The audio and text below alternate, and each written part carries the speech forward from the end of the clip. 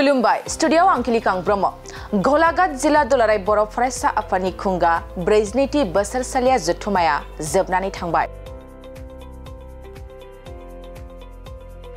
गलाघाट जिल्ला दुलाराय बर' फरायसा आफादनि खुंगा 42थि बोसोरसालिया जथुमाखौ 5 आरो 6 जानुवारि खालि साननैनि मेहेरगोनां हाबाफारिजों सुरुफोथार सम जिल्लानि सिङाव थानाय सङाजान दखरानि हिरिम्बा फोथाराव खुंनाय जादोंमोन। बेनिनो थांनाय मैयानि सानाव खुंगा 42थि बोसोरसालिया जथुमाया जोबनानै थांबाय। सन्जय ब्रह्मनि सामलायनायाव बे गेवलां मेलखौ बेखेवना होयो BKWSनि डिपुटि चिफ रमिय पि नार्जारिया आरो गाहाय आलासि महरै दुलाराय बर' फरायसा आफादनि आफादगिरि दिपेन बर' आरो जर'खा आलासि महरै सुरुफोथार बियाबनि MLA बिश्वजित फुकन, BKWSनि EM प्रदीप सरगियारि, बर' थुनलाइ आफादनि बारग' नेहाथारि हरेश्वर नार्जारि, BPCCनि लोगो गाहाय लेंथुमगिरि नीलेश्वर ब्रह्म आरो जिल्लानि गुबुन गुबुन आफादनि गोबांथार दैदेनगिरिफ्रा बाहागो लायो। गलाघाट जिल्ला दुलाराय बर' फरायसा आफादनि 42थि बोसोरसालिया जथुमा सुङाजान नैबे जायगायाव धनस्रि आरो दैयां बे दैनि साखाथियाव थानाय जि मोनसे समायना जायगा बेयाव देग्लाय बोसोर बिथांमोना खुंफुंदों आरो बेयाव बाहागो लानो मोननानै थारैनो आं गोजोननाय मोनदों। थारैनो बर' हारिनि संसार जानाय जिउ खुंनाया मख'नो गोनां जे जोङो बुरलुंबुथुर सेरफांनि साहा आरो खोलाहा बे गुवार ओनसोलाव माखासे ओनसोलाव जों कन्टिगुवास एरिया हिसाबै जोङो बेयाव थागिबि हिसाबै जों जिउ खुंनानै रायजो जानानै दङ आरो माखासे ओनसोलाव जोङो एसे सेरखाय बेरखाय सेटेलाइट महराव जोङो जिउ खुंनानै दङ। थेवबो बड'फाया जि सेल्फ डिटारमिनेशननि खोथा बुंदों, आत्मनियन्त्रणनि खोथा बुंदों, जातीय सत्तानि खोथा बुंदों,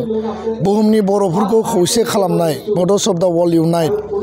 आरो इउनिटि थ्रु स्ट्रागल बे स्ल'गान आरो मोन्थोरजोंनो दिनै आसामाव भारताव थानाय बर'फ्रा बे बेंगलाव था, मेघालयआव था, नेपालनि जापा ओनसोलाव थानाय मेसेयानो जा, बांलादेशआव थानाय बर', आसामाव थानाय जिखि ओनसोलाव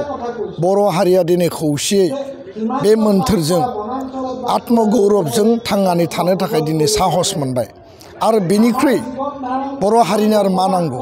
दा बेखायनो आङो बुंनो सानो नेलसन मेन्डेलानि आदर्श, महात्मा गान्धीनि आदर्श, राष्ट्रबादनि भारतनि जे सुबुंफोरनो होदोंमोन बा che गुवेभारायानो जा, माव जेदुंआनो जा, फिडेल केस्ट्र'नि बाथ्रा, जिखिनि बिश्वनि बिख्यात रिभलिउसनारिफोर दङ बिथांमोननि जि प्रिन्सिपाल आइडिय'लजिया जि मोनसे बिथांमोना आदर्श होनानै गालांबाय। बर' हारिया बड'फा उपेन्द्रनाथ ब्रह्मनि जि आदर्श बे आदर्शजों दिनै आवगायनानै मोनसे आल्टिमेट स्टेटासाव जों सफैबाय आरोबाव जोङो आवगायलांबावनांगोन। दा बेखायनो सोरबाया बुंनो हागौ जे बर' हारिया मा दङ आरो आङो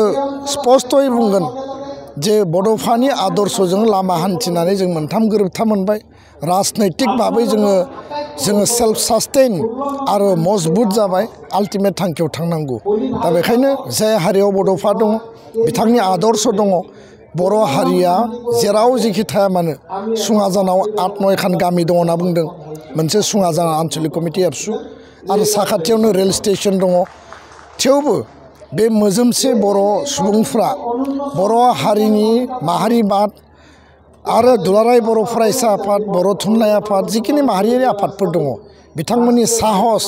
आरो बिथांमोननि जि मोनसे हारिनि फारसे खामानि मावनाय बेजोंनो बिथांमोना गोख्रोङै गावखौ फोथांना लाखिदों आरो आत्मबिश्वासनि गेजेरजों थांनानै थादों।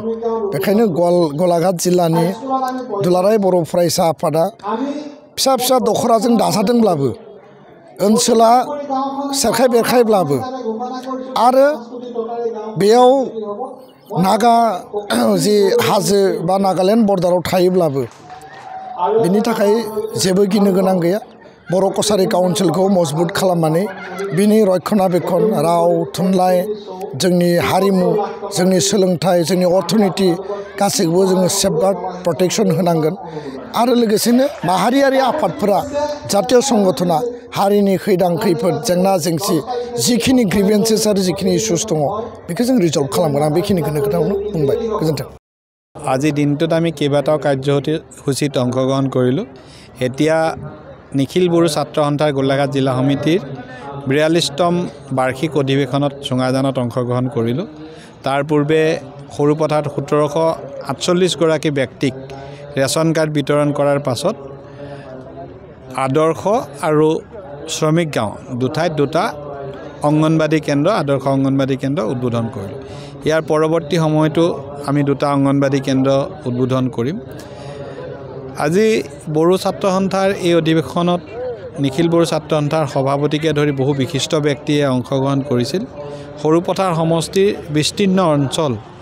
বড়ো জনগোষ্ঠীৰ লোকে বসতি কৰে তেখেতসকলৰ একতা তেখেতসকলৰ সংস্কৃতি তেখেতসকলৰ পৰম্পৰা আমি সকলোৰে প্ৰতি বিশেষ শ্ৰদ্ধা পোষণ কৰোঁ আৰু আশা কৰিছোঁ যে সকলো একত্ৰিত হৈ অঞ্চলটোৰ যেনেকৈ উন্নতি কৰিব পাৰিম ঠিক তেনেকৈ বড়ো জনগোষ্ঠীকো আমি আগুৱাই লৈ যাব পাৰিম মই তাকে আশা কৰিছোঁ